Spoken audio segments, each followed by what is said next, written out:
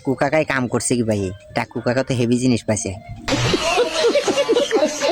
আমরা কি করবো যাবো না? এই ব্যাচেলার ছেলে পেলে তোমরা কি করলে? হে राजा जी अपनी शक्तियों का টাকু কাকাই দেখো কি করে ফেল দিছে।